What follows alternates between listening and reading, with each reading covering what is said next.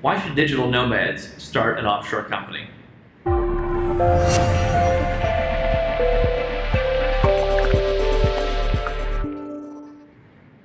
Hi, I'm Andrew Henderson, founder of Nomad Capitalist, and I want to talk today about a topic that's really close to my heart, and that is why a digital nomad, why someone who doesn't live in their home country should definitely consider having an offshore company. I talk to so many folks who ask, where do I pay my taxes? I'm a digital nomad. Consultants, people running online businesses, e-commerce, drop shipping. The challenge is, if you are a resident of a high-tax country, if you come from the US, somewhere in Europe, and then you go to live in Southeast Asia or South America, there's a question of where should you pay tax?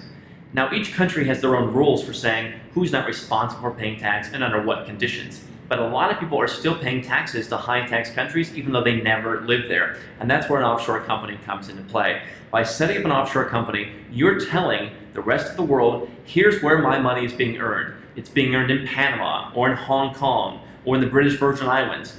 And therefore, your company's income is subject to the laws of that country. It's taxable in that country. And in many cases, an offshore company has 0% tax or very low tax. So you're able to control how much tax your company pays, and you're able to take the money that you may have been earning personally and put it into a business structure where you alleviate most, if not all, of your tax problems. Now, for US citizen digital nomads, there's a specific reason that you want to have an offshore company, and that is that if you're earning money in a US company, or if you're earning money personally as a US citizen, you can spend all of your time outside of the United States and qualify for the foreign earned income exclusion and set aside $100,000 of income. But you're still going to have to pay Social Security and Medicare tax on that income, which is about $15,300 per year.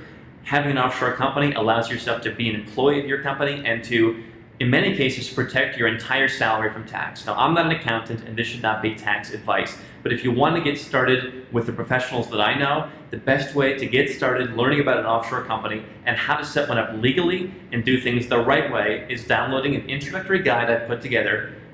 Just click right up here and we'll send it to you right away. Make sure you get this stuff done the right way, but definitely look at going offshore if you're a digital nomad. For Nomad Capitalist, I'm Andrew Henderson.